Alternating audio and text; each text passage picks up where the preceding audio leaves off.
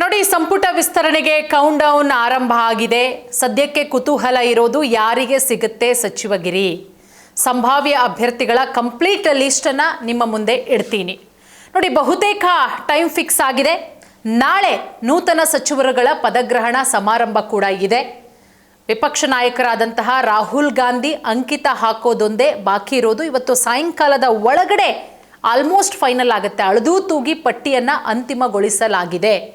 ಪ್ರಮುಖವಾಗಿ ಮುಂಬರುವಂತಹ ವಿಧಾನಸಭೆ ಚುನಾವಣೆ ಇರಬಹುದು, ಸ್ಥಳೀಯ ಸಂಸ್ಥೆಗಳ ಚುನಾವಣೆಗಳನ್ನು ಗಮನದಲ್ಲಿಟ್ಟುಕೊಂಡು ಡಿ.ಕೆ. ಶಿವಕುಮಾರ್ ಅವರ ನೇತೃತ್ವದ ಸರ್ಕಾರ ಎರಡನೇ ಹಂತದ ಸಂಪುಟ ವಿಸ್ತರಣೆಗೆ ಮುಹೂರ್ತ ಕೂಡ ಫಿಕ್ಸ್ ಮಾಡಿದೆ.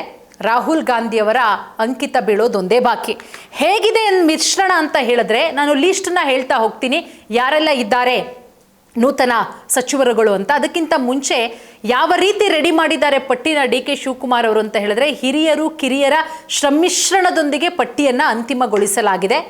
ಅದರ ಜೊತೆಗೆ ಪಕ್ಷದ ಚಟುವಟಿಕೆಗಳಲ್ಲಿ ಸಕ್ರಿಯವಾಗಿರುವಂಥವರಿಗೂ, ಮೊದಲ ಬಾರಿ ಗೆದ್ದಿರುವಂಥವರಿಗೂ ಕೂಡ ಡಿ.ಕೆ. ಶಿವಕುಮಾರ್ ಅವರ ಪಟ್ಟಿಯಲ್ಲಿ ಆದ್ಯತೆಯನ್ನು ಕೊಡಲಾಗಿದೆ.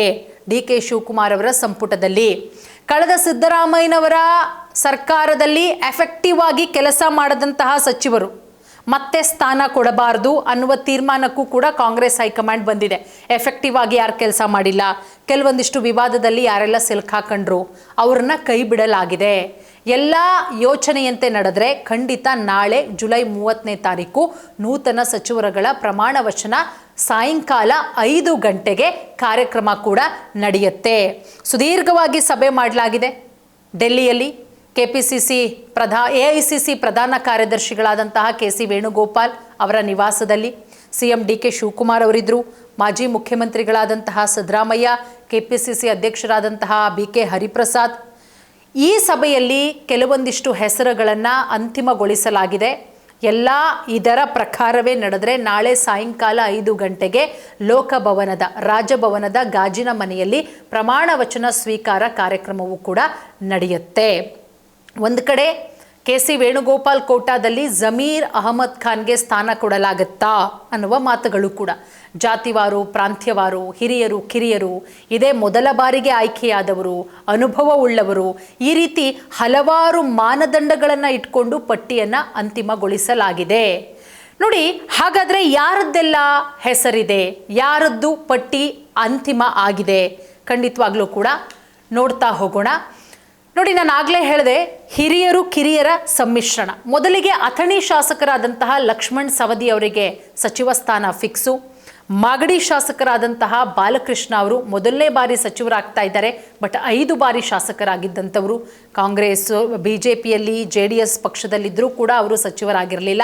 ಮಾಗಡಿ ಶಾಸಕರಾದಂತಹ ಬಾಲಕೃಷ್ಣ, ಅಥಣಿ ಶಾಸಕರಾದಂತಹ ಲಕ್ಷ್ಮಣ್ ಸವದಿ, ಇನ್ನು Sharath Bachegowda, Hosakote ಶಾಸಕರಾದಂತಹ Sharath Bachegowda, Arsikere ಶಾಸಕರಾದಂತಹ KM Shivalingegowda, Anekal ಶಾಸಕರಾದಂತಹ B Shivanna, Vijayanagara ಶಾಸಕರಾದಂತಹ M Krishnappa, ಇಂಡಿ ಶಾಸಕರಾದಂತಹ ಯಶವಂತ ರಾಯಗೌಡ ಪಾಟೀಲ್, ಮುದ್ದೇಬಿಹಾಳ ಶಾಸಕರಾದಂತಹ ಅಪ್ಪಾಜಿ ನಾಡಗೌಡ, ಜೇವರ್ಗಿ ಶಾಸಕರಾದಂತಹ ಅಜಯ್ ಸಿಂಗ್, ಪರಿಷತ್ ಸದಸ್ಯ ಸಲೀಂ ಅಹಮದ್ ಅವರಿಗೆ ಮಣೆ ಹಾಕಲಾಗುತ್ತೆ MLC. ದಾವಣಗೆರೆ ಉತ್ತರ ಶಾಸಕರಾದಂತಹ SS ಮಲ್ಲಿಕಾರ್ಜುನ್ ಕಳೆದ ಬಾರಿ ಸಿದ್ದರಾಮಯ್ಯ ಅವರ ಸಂಪುಟದಲ್ಲೂ ಕೂಡ ಮಿನಿಸ್ಟರ್ ಆಗಿದ್ರು. ಮಧು ಬಂಗಾರಪ್ಪ ಸೊರಬ ಶಾಸಕರು, ಕಳೆದ ಬಾರಿ ಸಿದ್ದರಾಮಯ್ಯವರ ಸಂಪುಟದಲ್ಲಿ ಶಿಕ್ಷಣ ಸಚಿವರಾಗಿದ್ದರು. ಚಲುವರಾಯಸ್ವಾಮಿ ಕಳೆದ ಬಾರಿ ಮಿನಿಸ್ಟರ್ ಆಗಿದ್ದರು, ಅವರಿಗೂ ಕೂಡ ಮತ್ತೊಮ್ಮೆ ಸ್ಥಾನ. ಬಳ್ಳಾರಿ ಗ್ರಾಮಾಂತರ ಶಾಸಕರಾದಂತಹ B ನಾಗೇಂದ್ರ, ಪರಿಷತ್ ಸದಸ್ಯೆ ಆರತಿ ಕೃಷ್ಣ ಅವರಿಗೆ ಮಣೆ ಹಾಕಲಾಗುತ್ತೆ. ಬೆಳಗಾವಿ ಗ್ರಾಮಾಂತರ ಶಾಸಕಿ ಲಕ್ಷ್ಮೀ ಹೆಬ್ಬಾಳ್ಕರ್ ಅವರು, ಚಾಮರಾಜನಗರ ಶಾಸಕರಾದಂತಹ ಪುಟ್ಟರಂಗ ಶೆಟ್ಟಿ, ನರಸಿಂಹರಾಜ ಶಾಸಕರಾದಂತಹ ತನ್ವೀರ್ ಸೇಟು, ಅದರ ಜೊತೆಗೆ ರಿಜ್ವಾನ್ ಹರ್ಷದ್ದು, NA ಹ್ಯಾರಿಸು, ಇಷ್ಟು ಜಮೀರ್ ಅಹಮದ್ ಖಾನ್, ಇಷ್ಟೂ ಜನರಲ್ಲಿ ಇಬ್ಬರಿಗೆ ಮಣೆ ಹಾಕಲಾಗುತ್ತೆ.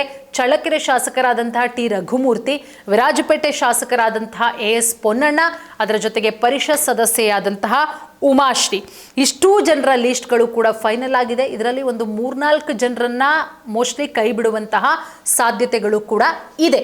ಎಲ್ಲವೂ ಅಂದುಕೊಂಡಂತೆ ಆದರೆ ನಾಳೆ ಸಾಯಂಕಾಲ 5 ಗಂಟೆಗೆ ನೂತನ ಸಚಿವರುಗಳ ಪ್ರಮಾಣ ವಚನ ಸ್ವೀಕಾರ ಕಾರ್ಯಕ್ರಮವೂ ಕೂಡ ಇದೆ. ನೋಡೋಣ ಏನಾಗಬಹುದು. ನಾಳೆಯ ಒಳಗಡೆ ಏನಾದರೂ ಬೆಳವಣಿಗೆ ಆದರೆ ಅದು ಶುಕ್ರವಾರಕ್ಕೆ ಮುಂದೂಡಿಕೆ ಆಗಬಹುದು.